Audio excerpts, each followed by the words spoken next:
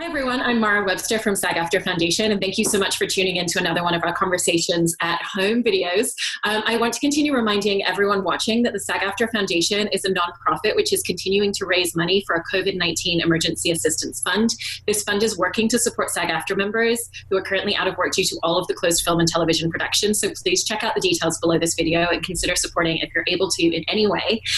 Today we are continuing with celebrating the wonderful new Netflix Ryan Murphy show, Hollywood, with our second conversation. And today we're so fortunate to be joined by Darren, Criss, David Corenswet, Laura Harrier, Jake Picking, and Jeremy Pope, who all star in the series. And I wanted to dive right in by asking you, Darren, about the genesis of the show, because it kind of came a lot from you and Ryan having a conversation together and saying how great it would be to create something that had more of a positive outlook on the entertainment industry. And I was curious about the details that came out of that conversation that ultimately landed in the show.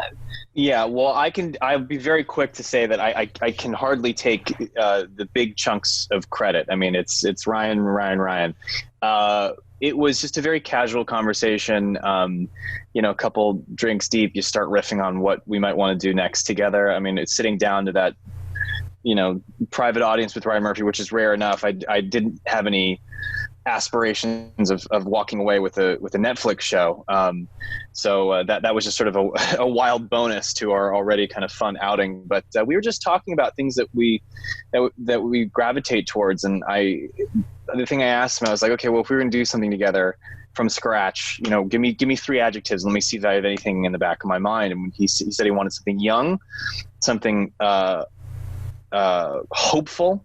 I think alluding to the fact that the thing we adjusted together was very dreary, and something period. And so we kind of talked about a lot of stories and legends and things that we both liked about the 1940s. I've always been interested in post-war Los Angeles, just the kind of landing point that was for the country, and a lot of young men being discharged from service and their kind of perspective in the world. I just like the idea of fractured people in a glamorous setting. And the kind of polarity that presents when you have people who are lost and broken but need to thrive in a place that thrives on hiding that. So we kind of were riffing on just a lot of different people, and the next day he texted me, he's like, hey, I sold our show. I was like, what show? We were just kind of riffing on stuff. And so again, I can't take credit for it simply because I definitely did not invent the 1940s, nor did I invent Hollywood.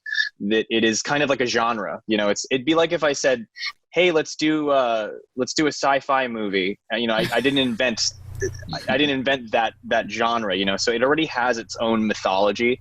And he was the one that kind of took it and wanted to make it this, kind of amazing parable and sort of this fantasy retelling of what it could be. That's where Ryan really does his thing. So yeah, I was just riffing, man, thinking of cool stuff, and he made it way, way cooler. He did call me about a month later, be like, do you mind if I do my own thing on this? As if I was gonna write it out and do some amazing thing. And so I said, of course, yes, you do your Ryan magic, and I'll just be happy to be invited to the party if you'll have me. So yeah, that's kind of how it all came together. That's amazing. And then David, I know that Ryan pretty much, it sounds like, told you about this. You had very little information and offered you the part all in one conversation. So there wasn't really very much to go off of. But obviously, having worked with Ryan and Ian on The Politician, I was curious about what it was in their creative style and the way that they collaborate with actors that made you want to say yes so instantaneously, even without that full information. Yeah, well, so I did get to read the pilot before I... It's not exactly before I said yes, but there was a gray area after I read the thing where I guess I could have just run out of the room. But it was really from working with Ryan on the pilot of The Politician, the first episode where I did most of my stuff and he was directing it. I just loved how he worked as a director. I thought his style of sort of extreme precision about especially visual things and perspective, where the camera is and what the camera sees. He directs for the edit to a certain extent. He knows what he's going to use. He even goes so far as to direct for the trailer. I mean, he thinks about this is the moment that's going to be in the trailer that's going to explain to people what the show is about. And this is the moment where, you know, the audience is going to sort of learn this about your character, and they should feel this way about your character. You know, he really knows what he wants. At the same time, I sort of caught the first glimpses of it in The Politician, and then was lucky enough to see it come to full fruition in Hollywood, that he loves the possibility of what's happening on set, especially when the actors finally come together, you know, on their first days or for that first big scene, seeing how things develop between them, and seeing how, I was thinking about my first day with Jeremy and Darren, where the three of us sort of run into each other, and Darren and my characters meet for the first time, and it's this strange experience of discovering what the other people are bringing to their characters, and I think Ryan really likes seeing that, and building off of it and writing for it. I think it's one of the reasons the episodes, the story and the characters developed as we started shooting, was that Ryan saw what we were bringing and wanted to sort of lean into those directions. So I was really excited about that. Yeah, and then with you, Laura, I thought it was really interesting that you'd auditioned for this part, and then it was actually 4 months after the fact that you got the call back to come in and do a screen test with Darren. And so I was curious about what that process looked like in terms of taking a character that you had previously explored and essentially, I imagine, for all intents and purposes, completely put away and disregarded at that point, and having to pick it back up and just continue diving into this character and evolving her for the screen test. Well, I don't even know if I can say it was a character that I explored, because the sides that I got for that initial audition were just one scene from a movie from the 40s, and there was no description, and it just kind of said old Hollywood project. So I don't even know what I did. I just went in and read it. I think I kind of put on, you know, my semblance of a mid-Atlantic accent at the time, and forgot about it, obviously, because I didn't hear anything for 4 or 5 months. Just thought it was another job I didn't get. I didn't even know what it was for. So it was definitely a surprise and a shock to get that call from Ryan, and to get to go in and meet Darren that initial time. And then it was kind of, I started thinking more about, okay, who could this person be? But I still hadn't even read a script at that point. I didn't get to read the script until I got the job. So it's kind of, you know, this reverse way of working, and this kind of imagining in my head, okay, who could this Black woman who's trying to be an actress in the 40s be, and wants to be a leading lady, and I knew that there was the relationship with Darren's character Raymond and with the director, and starting to form those ideas in my head, and before I even could fully realize them in doing the project. That's amazing. And then just wanted to ask you a little bit about the physicality of forming the role of Rock Hudson, because, you know, obviously people have such an idea of who he is. And I know that you worked very closely with Ryan to really establish that and figure out what prosthetics were going to work, but really not detract from your performance. And so I was interested in the way in which those were important tools for you in figuring out who he was and developing this character. Yeah, that's a good question. I think anything that gets, you know, you closer to truth is helpful. And when I first sat down with Ryan, he basically, you know, cut down to brass tacks and just said, tell me everything you know about Rock Hudson, you know? So it was cool to see someone on the wavelength of that level of fervence. That was really exciting for me. And at the same time, almost a feeling of like claustrophobia and just, you know, kind of daunting, just because he's such an icon and hero in my mind. And I say that because he's, you know, he's resilient. And, you know, I read somewhere it's painful. A secret isn't real unless it's painful to hold on to. And I feel like that's what Rock was doing constantly, you know, so it was an honor. I mean, and like I said, daunting, like look at everyone on this screen, you know, as stepping onto a Ryan Murphy set, and the level of prestige was, you know, really unprecedented for me. So it was incredible.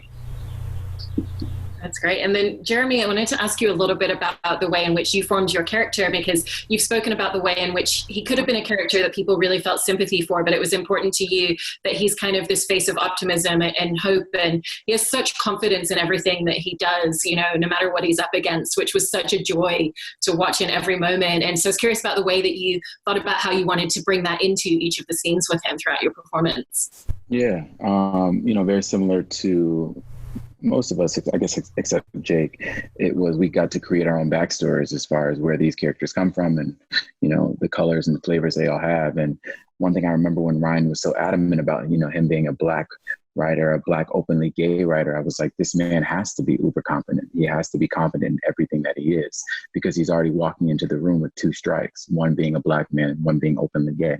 So I knew that he had to move with swag and finesse. So that kind of informed the choices that I made. It informed the style of clothes that he wore. You know, we really got to ground up who Archie was. There was a lot of inspiration on James Baldwin. And that's because I just have so much respect for this man who was so well versed in life and had a different outlook than most people at the time. I think he was ahead of his time. I think that's because he had went and traveled and seen a lot of the world. So when he came back to the US, he had a different outlook on what it means to be a Black man. And he led with that force and that swag. So if anything, it was like, let me take a piece of that and add that to Archie. And that's kind of how the journey began. Yeah, I mean, it was so fun to watch every single one of those scenes. And then I wanted to ask you, David and Darren, a little bit about producing on the show, because you've obviously both worked with Ryan before, but both of you are executive producers on the TV show as well. So I was curious about the way in which that really evolved your working relationship with him, and also just kind of what you were able to learn from being involved in all of the different aspects, particularly the pre-production decisions and post-production, kind of seeing the dailies and seeing the editing and what that taught you as actors. Well, I'll say this. Ryan is very, very generous. And I think he's very generous to the people that he believes in. And he absolutely did not have to offer that to either of us, to anybody, really. I think a lot of the producers and exec producers, I know this because I know the inside baseball. A lot of them are the people that have been with him for a while. A lot of them are some head costume designers and makeup people that have really been by his side for more than a decade. And so, the reason why I say that is because even when he offered me that title, I was like, Ryan, you know, that's very kind of you, but I did not take it. But I sort of had my hesitations of, listen, I know what it is to actually produce something. I've done it on other shows, and it's a lot of stuff, and I'm kind of, you know, there's a lot. I don't know how much I'd actually be able to contribute to this. And he's like, take it, which is to say that I think he values the people that he works with. And I was very touched. And I think it was an act of goodwill towards, you know, our previous relationship or the things that we may have said in the onset. But I would be lying to say if I was in on every single piece of the creative process. I think the difference here is if had I wanted to, I think Ryan would have been receptive to it, which is very kind. But, you know, I kind of let the pros do it. I think David and I are both very vigilant and ever curious about anything that we can learn from. And so, you know, Ryan was, and I think this is for everybody here. You know, he wants to talk about these characters and these ideas with people, and he wants to hear our feedback. And I think he gets really excited when we come in hot with ideas. You know, Jeremy was just talking about how he was, you know, kind of visualizing this character, and Ryan was very receptive to it, and you know, and included more people that could speak to the interests that Jeremy had as a result. So I guess this is all my way of saying that I didn't necessarily get to do those things that you said, mainly because I did take a step back. But maybe if I wanted to, he would have let me. But I don't know if you had to sit. Were you there for all the other things, David? Absolutely not. No, I took it mostly as an excuse to be slightly more obnoxious on set. I'm also very curious, and I have a lot of thoughts, especially once we're all on set and, you know, I see Jeremy show up looking how he looks and, you know, walking the way he walks, and it's just like suddenly ideas start coming out and you start seeing opportunities that aren't written into the script or aren't coming through because of, you know, one reason or another. And the great thing about Ryan's sets is everybody's such a pro, and so many of them have worked together so much. Most of the crew on Hollywood had worked on The Politician, so I knew some of them, and they had worked on, you know, they left us to go work on The Prom. You know, he uses the same really talented people who have a lot of autonomy to make great stuff on his set. So I think to a certain extent, Ryan likes to empower actors to do the same thing in a situation where generally actors are kind of relegated to their role of showing up and saying their lines correctly, and there's not a whole lot of discussion beyond that. You know, there's some wiggle room, but your lane is very well defined. it was great to have the excuse to, you know, veer out of my lane a little bit and be able to have discussions about bigger things. And, you know, I think Ryan likes that from all the actors that he works with. Anybody who's willing to stand up for a moment or you know, call out an opportunity that they see that maybe we're not taking full advantage of. It's a great thing that Ryan and the people that he gathers, Alexis, the executive producer, president of Ryan Murphy Television, they have a great outlook of like a great idea can come from anywhere, and most of them come from Ryan and Ian and Janet and the people who are, you know, in those first stages. But they know that once we're on set and make things happen, or, you know, the night after we shoot, before we're shooting that next scene tomorrow, you know, great ideas can come from anywhere. Yeah, that was a really decorated way of saying that we didn't do those things that you thought we did. Yeah, I wanted to spruce it up a little bit. You made it sound like. Appreciate the honesty with it. Some people would lie. Laura, I wanted to ask you a little bit more about the research process for your character, because I know that you've mentioned previously how, you know, one of the challenges in researching for this project is that there wasn't that representation, but you still had people like Dorothy Dandridge and Lena Horne to look to. And what were some of the useful elements that you really pulled from their journeys in Hollywood that you wanted to bring into your fictional character in the show? Yeah, they were kind of, you know, my main source of inspiration because their stories really mirrored that of Camille in a lot of ways. And they were the only ones, they were the only, you know, Black leading ladies. And even within that, they had their definite set of limitations and challenges. I mean, I think of Lena Horne, who was never allowed to be on screen with anybody else because they had to be able to cut her scenes when they played in the South for white audiences. So, you know, they grew up against so much adversity. So I really looked to Dorothy Dandridge, though, just in starting my research, just to watch as many of her films as I could and watch interviews with her and see the way that she carried herself and the way that she dressed and spoke. She was kind of the first person that I wanted to look at. Unfortunately, she had a really sad life after she was nominated for an Oscar. She, you know, died kind of tragically and didn't go on to have the career that I think she should have had and maybe could have had she been in the industry at a different time. Does that answer your question? I don't know, but yeah. So no, but it was really good. And then, you know, the cool thing about playing not somebody who was an exact person of history, that then I got to add in my own things to it and kind of draw from these different sources of inspiration and kind of create this amalgam of who the person I thought Camille was. Yeah. And then kind of similarly, Jake, I wanted to ask you about your research that you found really valuable specifically about their relationship and the way that they worked together and the way that he was so molded by the industry to be this idea that they wanted him to be. Yeah, I started just watching all of his films, Magnificent Obsession, All That Heaven Allows, Pillow Talk, watch them on silent, listen to his interviews, kind of while driving in the car, listen to his voice. And then there was reading to, you know, delve into more in depth about the personal relationships he had, like with his father and, you know, his stepfather. And then with Jim's character, Henry, one thing that stood out to me was when Rock was a kid, he got on a bus with his mom and went cross country to, you know, ask the dad to come back. And, you know, it was a no. So riding back, I just can't imagine that bus ride home, the rejection, and then the stepfather, everything was, you know, not the greatest. So I think that was important for me, is just, you know, obviously you can't be present without understanding the history of the situation and what someone's going through. Yeah. Jake's the sensitive one of the group. Yeah, the bass player. I wanted to ask you a little bit about your process with costume, because it sounds like it's a part of the process that's incredibly important to you, and that you had a really unique opportunity on this show to actually spend time working more collaboratively with the costume department and kind of coming into set early and looking at options and really having conversations about what you felt he would wear, and also just the way that those costumes informed the way that, you know, he moves in a scene, the way he picks up an object, the way he moves around and interacts with the different characters.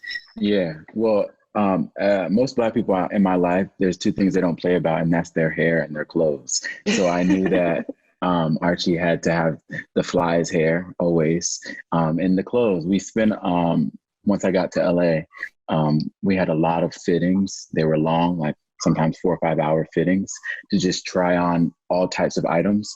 But it made it so seamless because then when we were on set, they would present, 3 options in my trailer and I got to kind of choose. We created Archie's closet and we got to, to see what does it feel like? What is the finesse? What is all, so that was really cool. I loved that the costume department, they were so gracious and, willing to collaborate in that way, to allow me to say, what do I think Archie would wear or what are little touches that we can add? But I think the thing that really, really did it is, we walk on these sets and you are just transported to this time. You see the background and you're looking, I have my scenes with Jake and he's got prosthetics and I feel like I'm looking at Rock Hudson and, that just makes it so much easier. You really like drop in to the moment, to the scene, to where you are. Me and Darren, our first scene together, we were at Musso and Frank's, so just to be at these historical places, filming a TV show about the old golden age. It was a dream. It was really fun and beautiful. Design is the ultimate cheat code for acting, because we don't have to do any of that stuff. Like, I'd like to think we did an okay job as acting, but even if we didn't, such a story is told by everything else, by these artisans that are just phenomenally skilled and know how to tell the story without, us talking props, we try to give what we can, but yeah, the clothes and everything inform everything. All clothes and culture and design inform so much about a story of a period. In the way that, I always say that, a high-heeled shoe, changes the way you walk. There's a power in it, or there's a swagger to it. And I'm similarly, a high-waisted pant makes you stand differently. You stand differently, you lean differently, you sit differently, you hold a cigarette differently, you deliver your thoughts and feelings with a different pace. There are things that kind of from the outside in it's the ultimate cheat code for us. Yeah. And so, it's the thing I hate about auditioning is that you don't get anybody else telling you what to wear or where you're doing it. Yeah. You have to make all those, if you're bold enough to make some costume decisions or make a setting decision, do something other than just being in front of your blue sheet or whatever you have, or your white wall. Like you've made all of those decisions and all of the pressure is on you to have, come up with all the right things. And the gift of finally getting work and getting to work with a team of people is like, they tell you, this is what we're thinking. And you get to go, oh, of course, like that. I could have never thought of that, but now that means all this stuff for me. And really by the time you show up on set, I certainly feel like the last piece is like the other actors walking in the room. And then my job is done for me. Like there's nothing left to do. It just all is looking at them and listening to what they're doing. And like you can't help but be you and sort of bring what you've already had. But, it's such a gift to just, let alone the fact that the costumes are, the greatest costumes you can imagine in the sets. The production department is the greatest production department ever. And just having all these people to steal from and to bounce off of, it's like a sigh of relief finally.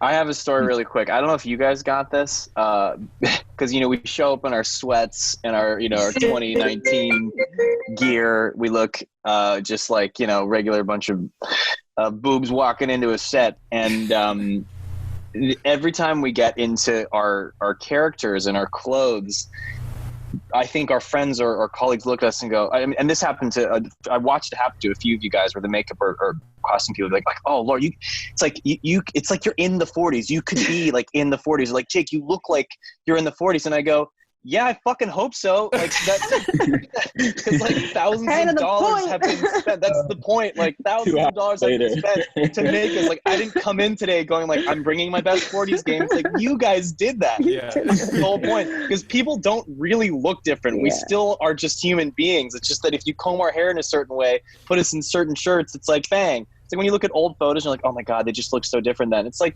that's because they just had different things on, different hair. Anyway, it's just continuing to compliment our department of creatives that made it, that brought us there. And no one piece of it does it. I mean, if you comb your hair in that way but are wearing like a t-shirt, it looks ridiculous. Yeah. If you're wearing the clothes but you've got, your floppy curl, whatever, you're just rolled out of bed look, it looks absurd.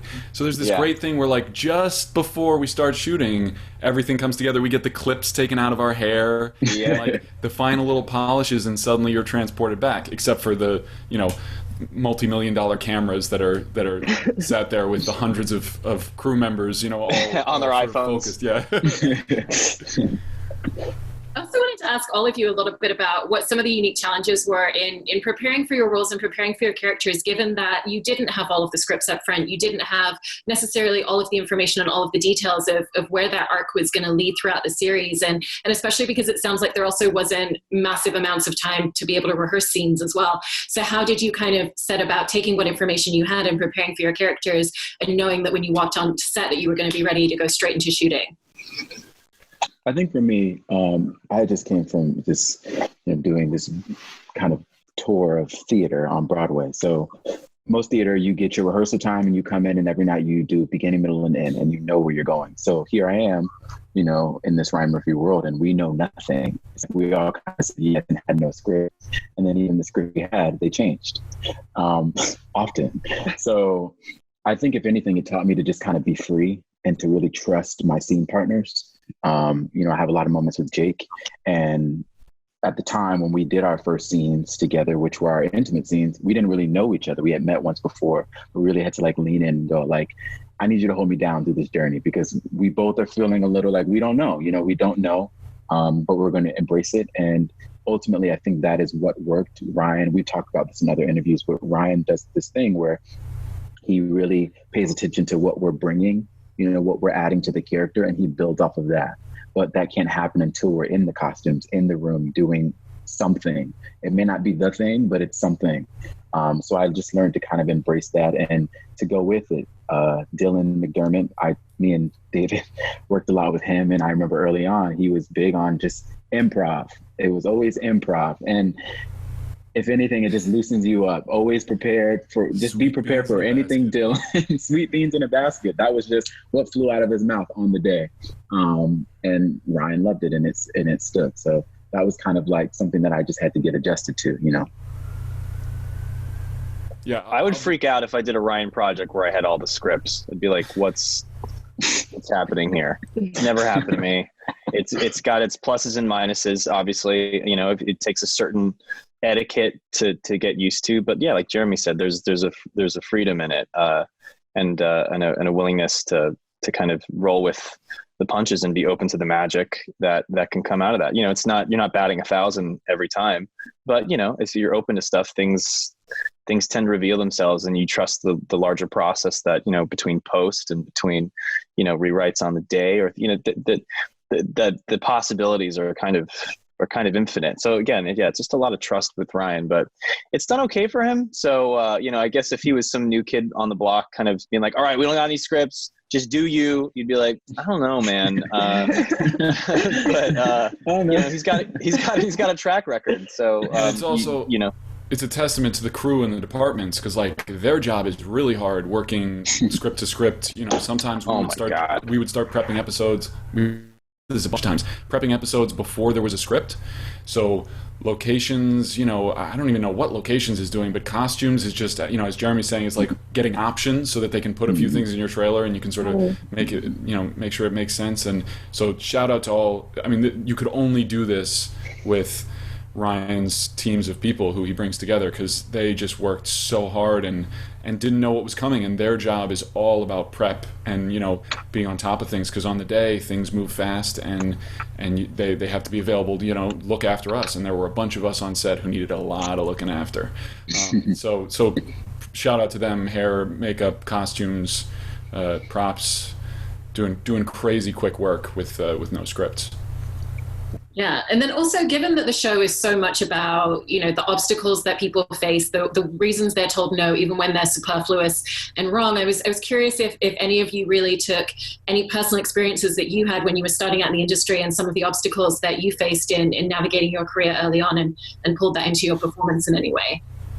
Yeah, just I guess initially when I found, when Rock moved to LA, he expressed loneliness, and I think that's something I grappled with, not knowing anyone when I first moved here 7 years ago. I'm also from the East Coast, so I associate seasonal changes with, kind of what's going on, and every day kind of feels like a perpetual, Saturn. The trees aren't indigenous, and every day is the same, season. So I think that initially just that loneliness helped me connect to Rock in a certain way, I guess.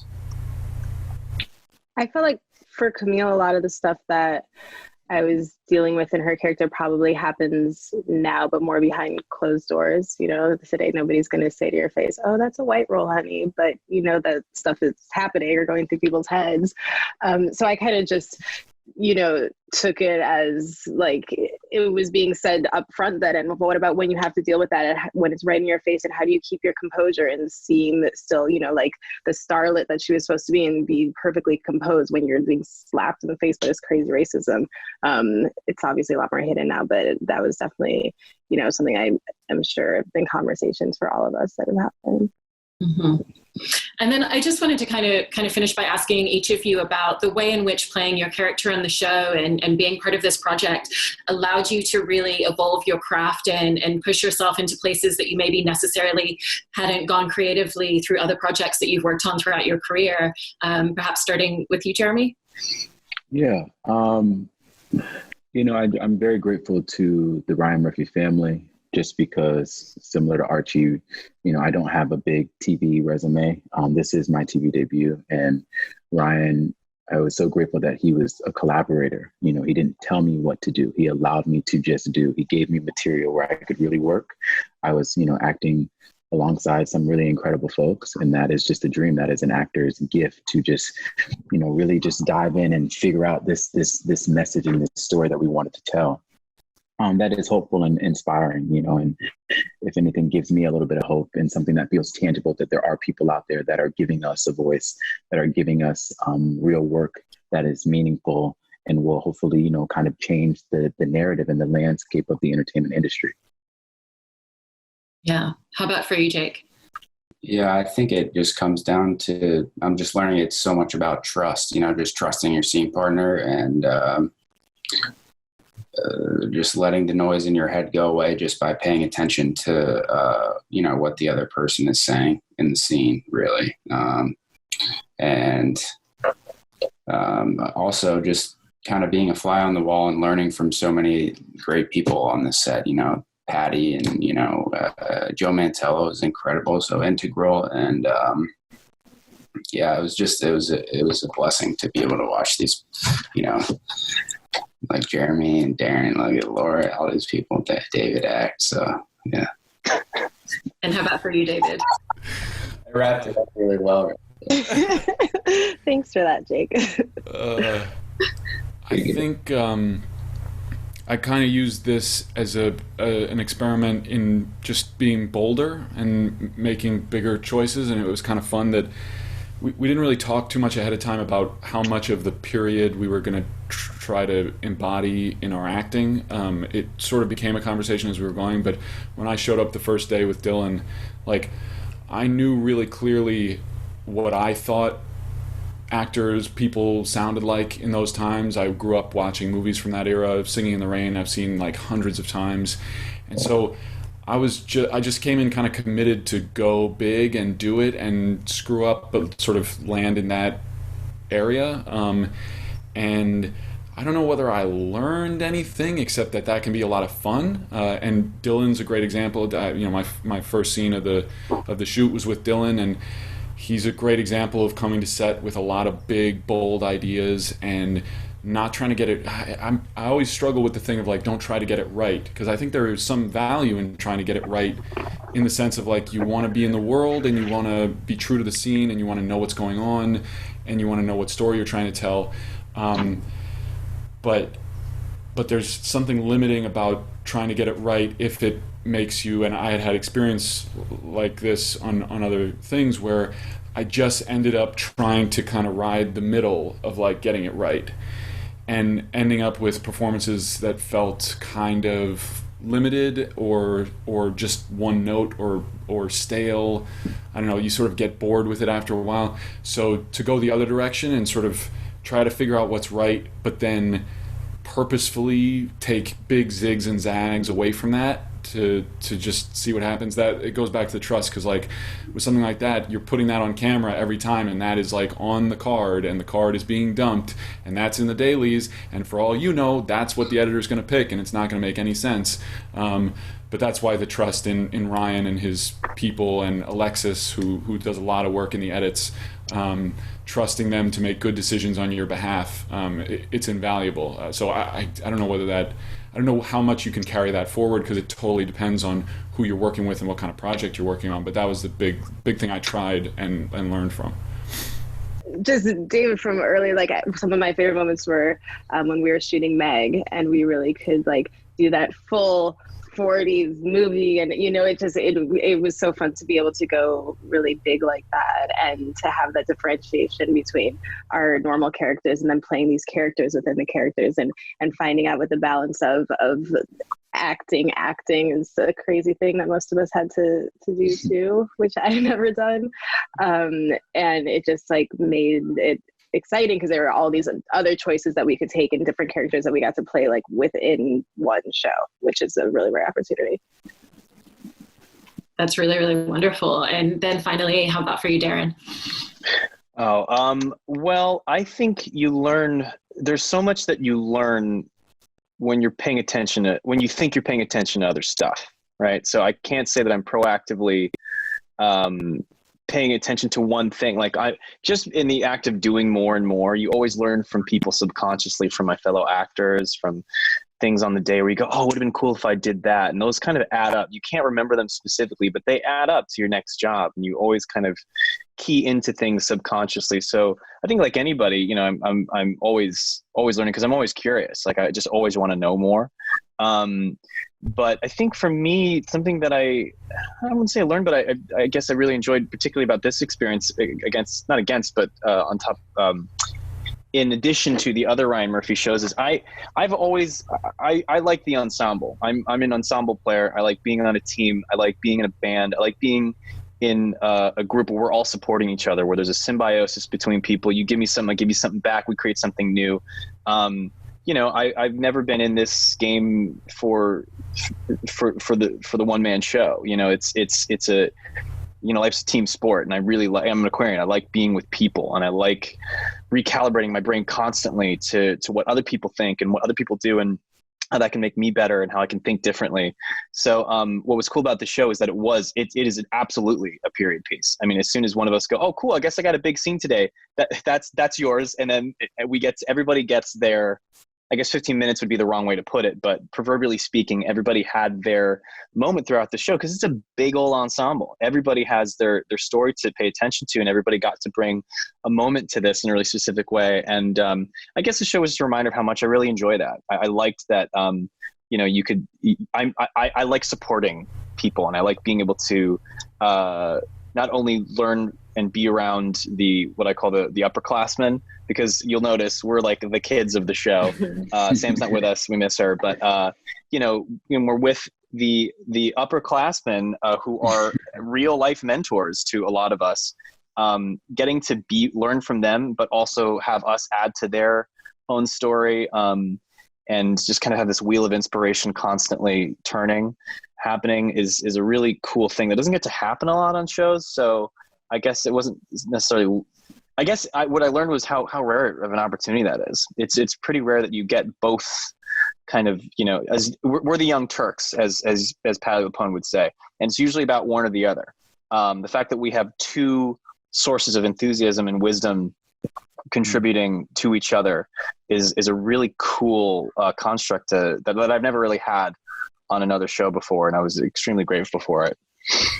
Yeah, well, it was such a joy watching all of your performances on the show, and thank you so much for taking the time to sit down with us. Literally welcome. David, can I do a David, say something?